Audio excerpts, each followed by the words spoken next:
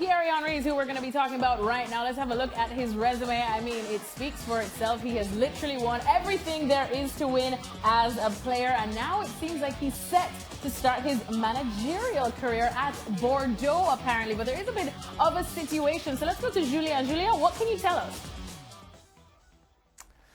Well, Thierry, who's in the US at the moment, met the American investors who are in the process of buying Bordeaux.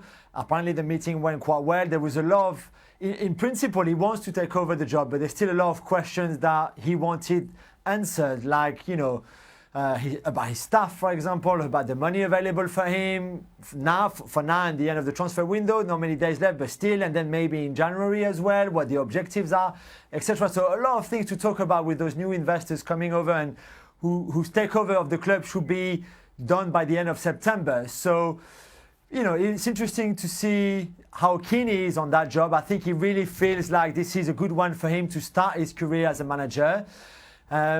It's also interesting to see that Bordeaux are interested in someone like him. You know, they gave a chance to Laurent Blanc to start his managerial career. That went well. They wanted Zinedine Zidane at some point as a manager before he even became a manager at Real Madrid as well. So they're the kind of club that used to do those kind of things. And now it should be a matter of hours, maybe a matter of days until Thierry gives his final answer and those new investors give the final answer. But I've got a feeling that it's very likely that he will become the new Bordeaux manager.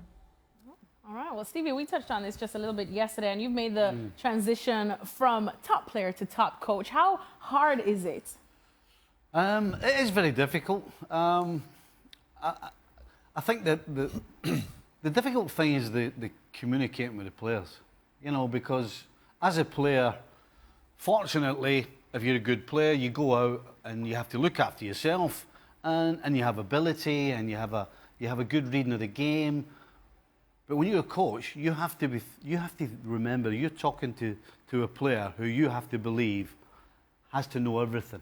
You have to lead them by the hand. So you have to be very careful what you say to players, particularly if you don't gamble. If you tell a player to do something and it goes wrong, you better have an explanation if it does go wrong, because players will sniff a gamble. They will sniff if you don't know what you're talking about. And so I always felt that less was more when you're talking to players. Do you think the fact that he is Thierry Henry, and of course everyone knows who he is and what he's accomplished, do you think that could help or hurt him in that sense? It'll definitely help him to begin with. The fact that he's Thierry Henry, the fact that he's had the career he's had, everybody will automatically think he knows exactly what he's talking about. He knows the game inside out.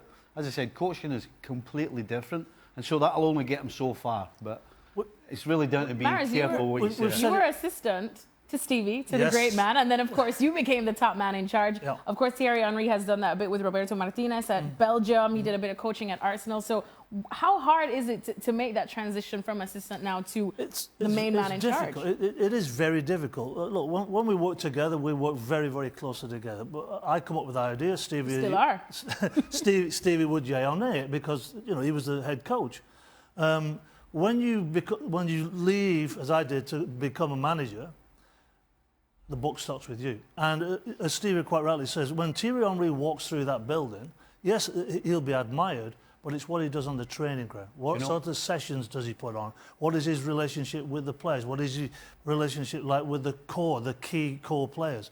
And that's what you've got to work out very quickly. Do you know what his biggest shock will be? He will be shocked that he will spend more time organising flights and dinners and training than he will actually coaching on the field. He so will it's be not all blown glitz away. and glamour. It's about 70% rubbish and 30% on the field.